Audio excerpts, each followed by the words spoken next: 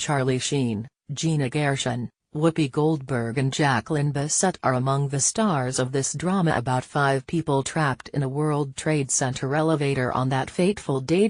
Painful as they may be to contemplate, there are innumerable stories to be told relating to the heroism displayed by many people on September 11, that makes it all the more unfortunate that Charlie Sheen, an actor who hasn't exactly been a beacon of maturity throughout his career, has chosen to make his return to dramatic screen acting with a cheesy thriller about 5 people trapped in a World Trade Center elevator on that fateful day. The resulting effort proves so exploitative that its end credits dedication to the victims and first responders feels tawdry.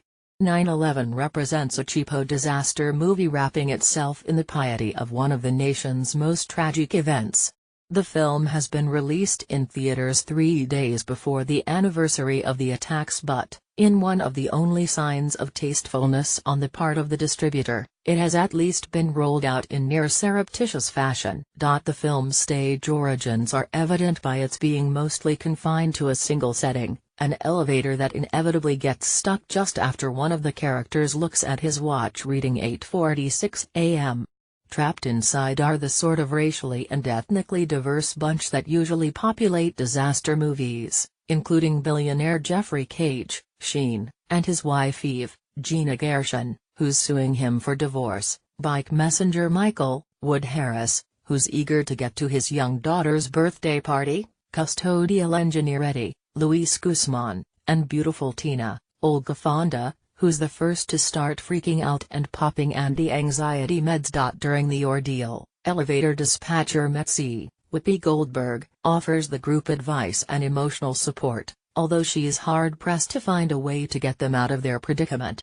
Remarkably, Eve manages to get her mother, Jacqueline Bisset, on the phone to tell her where she is and get her to call the group's family members. In between desperate attempts at opening the elevator door and overhead hatch, the trapped quintet naturally takes the time to work out various personal issues. Jeffrey and Eve begin realizing that their marriage isn't so bad, especially as compared to imminent death. And Tina laments having been involved in a profitable relationship with a much older sugar daddy. Eventually, such ruminations get put on hold when smoke starts pouring into the elevator. And so it goes for 90 long minutes that all too accurately convey the feeling of being trapped in an elevator with people you don't know and don't want to know. Suffice it to say that not everyone makes it out alive, but there won't be a wet eye in the house. Director/co-screenwriter Martin Gui, whose previous credits include something called Benny Bliss and The Disciples of Greatness, fails to imbue the cheesy proceedings with any suspense or gravitas.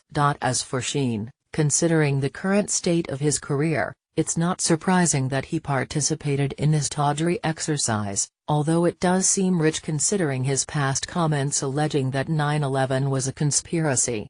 But what in God's name, other than a paycheck, attracted the likes of Goldberg, Gershon, Bisset and, in a fleeting appearance, Bruce Davison, to the hokey material is anybody's guess. Production, Black Bear Studios, The Film House, Sprockefeller Pictures, Sunset Pictures, Thunder Studios, Vitamin A Films Distributor, Atlas Distribution Company. Cast: Charlie Sheen, Whoopi Goldberg, Gina Gershon, Luis Guzman, Wood Harris, Olga Fonda, Jacqueline Bisset, Billy Malone, Bruce Davison. Director, Martin Gui. Screenwriters, Martin Gui, Stephen James Golubayowski. Producers, Warren Ostergaard, Martin Sprock, Dahlia Wayne Gord. Executive Producers, Mark Berg, David Cuddy, Roderick David, Ryan R. Johnson. Director of Photography, Massimo Zeri. Production Designer, Jack G. Taylor Jr. Editor, Eric Potter. Costume Designer, Erica Howard. Composer, Jeff Toyne. Casting, Dean E. Frank, Donald Paul Pemrick. Rated R, 90 minutes.